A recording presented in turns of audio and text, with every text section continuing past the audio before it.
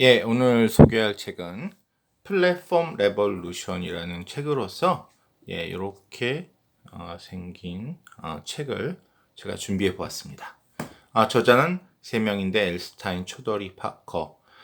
이런 그 새로운 디지털 혁명 시대에 이런 것을 연구하는 그 박사분들 또는 뭐 보스턴 대학 교수, 다트머스 대학 교수 이런 그 학자이면서 사업 컨설팅을 해주시는 그런 분들로 알려졌고요.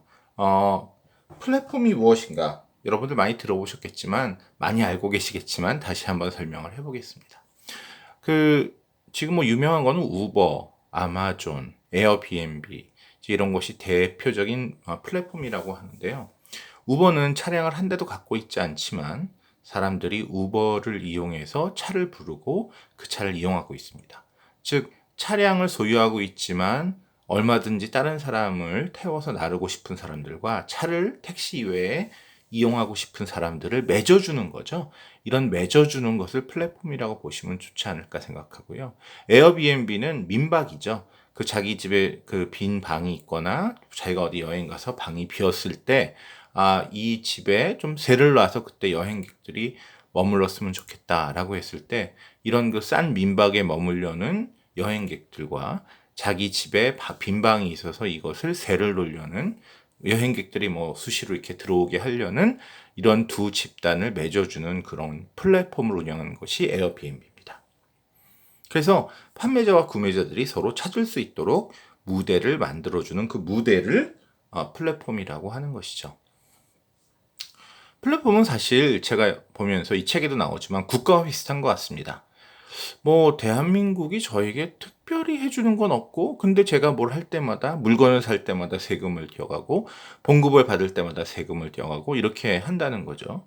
근데 이제 이렇게 국민들이 마음 놓고 이 국가라는 틀 안에서 자기가 이제 활동을 이제 할 수 있도록 그런 그 경제 활동, 기타 여러 가지 문화 활동 등 활동의 장을 마련해 주는 것이 국가라는 거고요. 예전부터 그래서 우리에게 있었던 것이 이런 국가라는 플랫폼이 아닌가. 즉, 국방과 안전을 보장해서 그 외세의 침입이나 도둑에 의해서 우리 활동들이, 국민들의 활동이 방해받지 않도록 이런 걸 해주고, 도로를 깔아주고 전기를 놓아주고 수도를 놔주고 하는 기반 설비를 해주는 대신에 여기서 사람들이 각자 알아서 먹고 사는데 거기서 수수료를 받는 게 국가라는 거죠.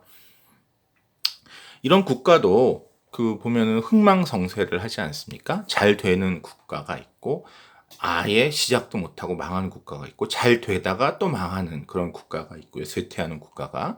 그런 것처럼 플랫폼도, 이런 플랫폼 뭐 아마존이나 우버나 무슨 에어비앤비나 이런 데는 잘 되는 플랫폼이지만 또 고전하다가 사라지는 플랫폼들도 많은 거죠. 그래서 한마디로 이 책을 다시 말씀드리면, 이 책은 이렇게 플랫폼이라는 형태의 여러 가지 사업을 해본 사람들한테 그 경험을 직접 해서, 이런 사람들이 실제로 해보니까 이런 뭐 자잘한 문제들이 있더라라는 것을 모아놨습니다. 제 느낌에는 만약에 정말 플랫폼 사업을 생각하시는 분이라면 이 책을 꼭 한번 읽어봐야 할 겁니다. 왜냐하면 이런 다양한 문제들이 존재하고 앞에 사람들이 이런 고심을 했구나. 꼭 답을 주는 건 아니더라도 이런저런 시도를 한 것을 알아볼 수 있기 때문에, 만약에 플랫폼 비즈니스를 하시는 분들이라면 한번 꼭 읽어보고 막 자기 일처럼 느끼실 것 같은데요. 그렇지 않은 사람이 보기에는 좀 너무 내용이 자세하다, 이제 그런 감이 있어서 읽기에 쉽지 않은 그런 책이라는 걸 말씀을 드립니다. 앞에 제가 매칭에 관련해서 강의를 2번 한 적이 있는데요. 이게 사실은 매칭이 현실에 적용된 게 플랫폼이죠. 여기 보면 남녀 데이트 사이트인 OkCupid라는 사이트의 문제가 나오는데요. 인기녀들에게 그냥 남자들이 다 데이트 신청, 그러니까 서로 데이트 신청을 해서 그게 맺어져 갖고 현실에서 데이트를 할 수 있도록 해준 겁니다. 그럼 뭐 사진과 자기의 무슨 프로필 이런 거를 거기다 올려놓는데, 아무래도 뭐 거기 남자 여자가 뭐 몇백 명이 있더라도 뭐 누구의 눈에나 공통적으로 좋아 보이는 사람이 있겠죠. 그래서 인기 있는 여성에게 많은 남자들이 막 데이트하자고 달려드는 겁니다. 근데 여성으로서는 대부분의 자기한테 막 연락을 해오는 사람들이 자기 눈에는 차지 않겠죠. 왜냐하면 이 사람은 워낙 인기 있는 여성이니까요. 그래서 오히려 귀찮기만 하고 자기 마음에 드는 남성을 잘 찾지 못하면 이 여성이 떠나버립니다. 또 보통 남성들은 또 막 자기가 막 좋아 보이는 여성한테 막 데이트 신청을 하는데 그 여성 중에 그 누구도 자기와 데이트를 해주지 않으면 도대체 이 사이트를 뭐하러 만들었나? 내가 여기 뭐하러 가입하나? 이거 여자도 못 만나네. 데이트도 못하네. 그러고 떠난다는 거죠. 결국은 뭐냐? 이게 뭐 냉정하게 얘기해서 가능한 이 남자 여자가 있는데 좀 자기 그 레벨에 맞지 않게 너무 자기를 거절할 것이 분명한 이성에게 데이트 신청을 하는 것을 좀 막기 위해서 그럼 어떻게 막느냐? 이 사람이 어떤 A라는 남자가 아주 여성에게 매력적이지 않은 남성이라면 여기에 들어갔을 때 이 남자가 신청해봐야 소용도 없는 여성들의 사진을 아예 뜨지도 않게 만든다는 거죠. 그래서 그 화면의 사진을 보고 이 여성이 낫다라고 하면 대충 그 여성이 상당히 높은 확률로 데이트 한번 해봅시다 라고 할 그런 여성들과 남성들을 좀 화면에 서로 띄워주는 그런 뭐 기법을 사용하고 있다고 합니다. 뭐 이런 것들도 사실은 처음에 이 사이트가 떠서 신규 고객이 확보돼야 합니다. 많은 사람들이 나도 아마존처럼 해서 떼돈을 벌겠네. 나도 우버처럼 자동차 한 대도 없이 막 돈을 벌 수가 있구나. 컴퓨터 한 대로 라고 생각하지만 일단 손님이 많이 모여야겠죠. 맨 여기 밑에 줄에 닭이 먼저냐 달걀이 먼저냐라는 얘기가 있는데요. 이 아마존에서 물건을 사겠다는 사람이 많으니까 어떤 물건을 팔려는 사람이 난 아마존에서 수수료를 내고라도 물건을 팔겠다라고 할 것이고 아마존에 가보니까 파는 사람이 많기 때문에 고객들은 다른 사이트보다 나는 아마존에 가서 수수료를 내고라도 거기서 물건을 사는 게 다양하고 좋기 때문에 거기로 가야겠다 이런 생각을 하게 되는 거죠. 근데 온라인 결제 시스템 페이팔이라는 거는 처음에 이제 고객이 모이지 않으니까 어떻게 했냐면 페이팔이라는 인터넷 결제 시스템, 핸드폰으로 결제하는 시스템에 가입하시면 $10를 지급한다고 했답니다. 또 신규 회원을 소개해주면 그 소개해준 대가로 $10죠. 그래서 자기가 들어가고 친구를 하나 소개시켜주면 $20를 페이팔에서 받으니까 사람들이 앞다투어서 그 $20 받으려고 여기 가입을 했다는 거죠. 그래서 이렇게 가입을 많이 하니까 이제 상점들이 페이팔이라는 시스템을 자꾸만 손님들이 들고 와서 이걸로 결제할 수 있냐고 그러니까 우리가 페이팔 시스템을 도입해야겠다라고 해서 가게에서 도입을 하게 되었다라는 얘기인데요. 뭐 이게 항상 이렇게 되는 건 아니겠죠. 돈만 실컷 쓰고 고객 확보가 안 될 수도 있지만 실제로 이런 문제점이 있다는 것을 알 수 있었습니다. 유료화도 문제입니다. 온라인에서 그 모임을 만드는 미더이라는 게 있답니다. 즉, 무슨 등산에 관심 있는 사람, 또 무슨 그 환경 문제에 관심 있는 사람들이 모여서 뭐 토론회를 만들고 싶다, 세미나를 하고 싶다, 라고 하면 이 미더에서 그거를 공지를 하면 언제 어느 날 우리 모임을 하자. 그래서 잘 모르는 사람들끼리 우리 이런 모임을 만들자 해서 만든다는 거죠. 무엇이 문제일까요?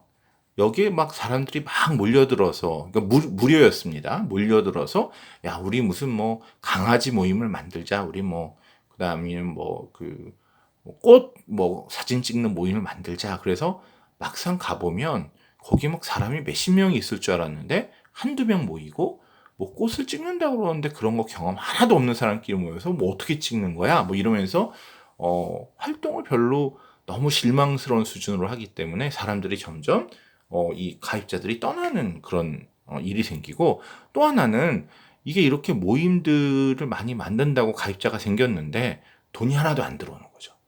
그래서 이 미더에서 그 선택한 전략은 한 달에 $19씩 회비를 받았다고 합니다. 당연히 공짜로 하다가 한 달에 2만 원 돈을 내라고 그러니까 95%의 기존 가입자가 탈퇴를 했답니다.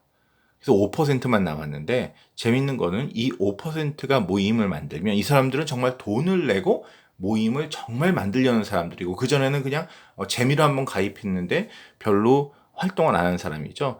그렇지만 이 5% 남은 사람들이 50% 모임을 만들면 50% 확률로 그 모임이 활성화되고 지속됐다는 거죠. 그전에는 불과 1% 정도의 확률이었다 보니까 100이라는 사람이 모임을 만들어서 하나가 될 때 5%의 사람이 50% 하면 사실은 2.5%가 되는 거죠. 그래서 오히려 그 더 모임도 알짜배기로 활성화되는 그런 효과가 있고, 당연히 이 미더비라는 플랫폼은 돈을 벌기도 했다라는 또 얘기가 있습니다. 여기서 또 개방과 제한의 문제가 있는데요. 그린 마운틴이라는 뭐 약간 그 컴퓨터 우리가 생각하는 그런 플랫폼은 아니지만 커피 메이커가 그 캡슐형 커피도 만들고 이 캡슐형 커피로 커피를 짜내는 기계도 팔았는데, 문제는 그 사실은 이 기계를 판 다음에 사람들이 한번 타먹을 때마다 이 커피 캡슐을 많이 사야지 이윤이 오르는데, 이 경쟁사들이 이 기계는 만들기 어려우니까 이 기계에 들어갈 수 있는 막 캡슐을 만들어서 팔아서 막상 이건 무슨 기계는 내 거가 파는데 막상 매출이 오르는 캡슐은 우리 그린 마운틴 커피 캡슐을 안 사고 다른 커피 캡슐을 사니까 이윤이 안 느는 거예요. 그래서 이게 너무 괘씸해서 다른 회사의 커피 캡슐이 사용할 수 없도록 기계를 변형시켰다는 거죠. 그러니까 이렇게 변형시키니까 막 욕을 먹고 오히려 그린 마운틴 커피 메이커의 매출이 줄었다고 합니다. 즉 다른 사람의 접근을 막고 자기가 돈을 벌려고 좀 욕심을 부리면서 다른 사람이 접근을 제한을 하면 그게 잘 작용할 수도 있지만 어떤 때는 오히려 손님을 급속도로 줄여서 회사의 성장을 방해할 수도 있다는 거죠. 대표적인 예가 애플과 마이크로소프트인데요. 애플은 처음부터 마음대로 애플 시스템을 다른 프로그램 업자가 사용하지 못하게 만든 반면에, 마이크로소프트는 우리 프로그램 얼마든지 갖다 공짜로 사용하세요 라고 그 개발자들에게 열어줬다는 거예요. 내가 게임을 만들려고 그러면, 애플에 내 게임을 올리려고 그러면 이제 애플한테 막 허가를 받고 여기에 뭐 그 애플 시스템을 이용해서 게임이 막 돌아가도록 하는 게 힘든데, MS는 다 공개해서 여기 공짜로 얼마든지 이걸 이용해서 게임을 만드십시오 라고 했기 때문에, 그래서 애플이 지고 MS가 이긴 그런 문제가 생긴 거죠.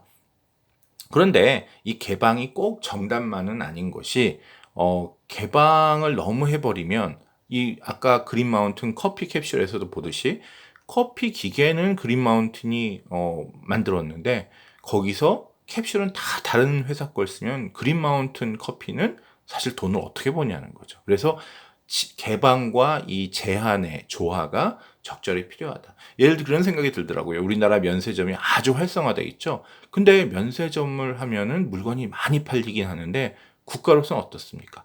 세금을 못 걷기 때문에 이게 물자가 많이 돌고 뭐 국민들이 좋아하긴 하는데, 어떤 플랫폼의 입장인 국가에서는 이게 꼭 그렇다고 전 품목을 면세로 하는 거는 말도 안 된다. 어느 정도 세금을 걷는 것이 상당 부분이고 면세는 제한적으로만 해야겠다. 뭐 이런 생각을 할 수가 있다는 거죠. 마지막으로 또 이제 뭐 이게 지금 어떤 일관성이 있는 건 아니고요. 사업을 하다 보면, 플랫폼 사업을 하다 보면 여러 가지 발생할 수 있는 문제를 하나하나씩 다루기 때문에 약간 이렇게 정신이 없는 것이 이 책의 특징입니다. 품질 관리로 예를 든 것은 사용자들이 만든 사전 위키피디아. 위키피디아라는 사전이 지금 인터넷에서 완전히 지배하고 있는데요. 이건 예전에는 훌륭한 무슨 국문학자 아니면 무슨 과학자들이 사전을 만들었는데, 백과사전을 만들었는데, 요새는 위키피디아가 이거 아는 사람 적어보세요라고 하면 막 사람들이 내가 아는 내용을 막 적고, 누가 적으면 그거 틀렸으니까 이렇게 된다고 막 겹쳐서 적고 막 이렇게 하면서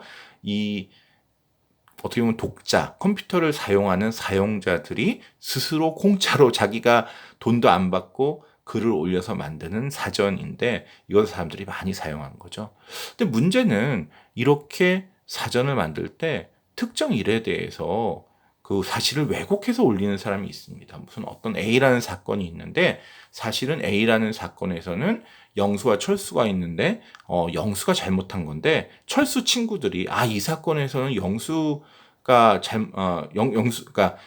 잘못한 거고 철수가 피해자인데 영수의 친구들이 몰려들어서 이 사건을 철수가 잘못한 거다라고 위키피디아에 막 올린다는 거죠. 그래서 사실은 영수가 잘못해서 판사님이 영수 감옥에 보냈는데 그 처벌을 했는데 막 위키피디아에선 그 판사님이 잘못했다. 사실은 철수가 잘못한 거다. 막 이렇게 왜곡해서 쓰는 사람들이 생길 수 있다는 거고, 당연히 이런 왜곡된 글이 많이 올라오면 위키피디아의 신용이 떨어져서 사람들이 사용을 안 하게 될 거다라는 겁니다. 그래서 뭐 여러 가지 방법, 이게 뭐 해결 방법이 있었던 것 같지는 않은데 위키피디아는 반달 프루프라는 시스템을 도입했다고 합니다. 이 시스템에서는 자꾸만 왜곡된 사실을 올리는 사용자가 있으면 이 사용자가 올리는 내용은 조심하십시오. 사실이 아닐 수 있습니다라는 그런 그 어떤 그 시그널을 보내주는 그런 기능이라고 하죠. 그래서 이게 하여튼 그 뭐 개방할 거냐, 유료화를 할 거냐, 또 품질 관리를 어떻게 할 거냐, 뭐 이런 것들에 대한 그 여러 가지 고심들, 그 플랫폼 기업들의 고심들. 앞으로 미래는 좋으나 싫으나 플랫폼이 지배하는 세상이 될 거고요. 그래서 어떤 사람이 막 물건을 대량으로 만들어서 혼자 막 이거 사세요 이런 게 아니라 만드는 사람도 여럿이고 사는 사람도 여럿인데 그걸 다 연결해주는 이런 플랫폼이 대세가 되는 세상인데, 이런 플랫폼 사업을 아무래도 사업하시는 분은 꼭 생각하실 거고요. 그런 분들은 한번 꼭 읽어보시고 참고할 만한 책이라고 생각되고, 그렇지만 그런 동기가 없이 읽기에는 조금 어려운 책이라는 것을 미리 말씀드립니다.